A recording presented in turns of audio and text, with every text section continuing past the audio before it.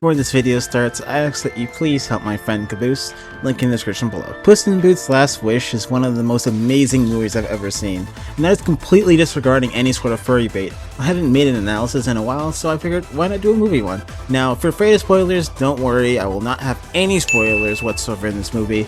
Not that I can really clip much from this movie without risking getting my video smited, so I'll just include screenshots of what I'm talking about so you don't get confused. Anyway, today we are reviewing Puss in Boots' Last Wish. Puss in Boots: The Last Wish is a movie that was released on December 21st, 2022. It is an action-adventure animated movie made by DreamWorks Studio and was distributed by Universal Pictures. It can only be seen in theaters, but if you have Amazon Prime or YouTube, you can rent it or buy it digitally. Without giving up too much of the plot, in Last Wish, Puss in Boots comes to the realization he's run out of 8 out of his 9 lives, which basically takes the fight out of him. He then decides to go on a journey to find a star that fell years ago that was rumored to grant any wish someone wanted. So, you plan to use it to get his lives back. You have your typical villain and such, of course, but I will not go into any specific details about that right now, so I'd just recommend to go watch the movie yourself if you want to see any further proof. I can't really talk about gameplay for the movie, since, you know, it's a movie. You can't play a movie. Well, you do play it, but you know what I mean. So, I'll just go ahead and go into why I think this movie is so damn good.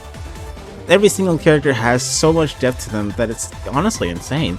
Down to the animation to their voice acting, they really did a great job building the world of Puss in Boots in this movie. Death has to be my all-time favorite character in the movie, hands down. No competition. Well, close competition. And no, it's not because I'm a furry and because of the furry bait, even though I will openly say yes, I do simp for Death and I think he's a good-looking character, and I would not say that I haven't maybe retweeted a couple of Death NSFW art on Twitter. You should follow my Twitter, by the way. But that's besides the point. It's not anything to do with that. It's just the fact that his design and personality is just perfect. He's simple, he's not over the top, he's scary in his own way. They didn't even try too hard to make him super edgy or anything like that. He's basically nothing you typically think that a literal manifestation of death itself would be like, which just makes him, as a character, that much more impressive and well executed. Puss in Boots himself also deserves some praise, of course.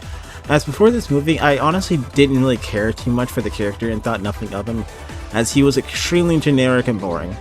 Just just a Spanish-speaking cat that acts like Zorro. That's cool, I guess.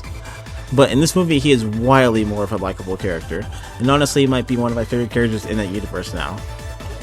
The art style of the movie itself was just an awesome finish as well, and it really complements everything else in the movie alongside, you know, the characters themselves and the fighting and all that stuff. Some people might think the 30 FPS fight scenes are a weird contrast, but I honestly think it helps those scenes even more lively when they animate like that. Not to mention the interactions between Death and Puss in Boots were also surreal. Made you really feel like you were right there with Puss as it was all happening, and goodness, I'm getting chills thinking about it all over again.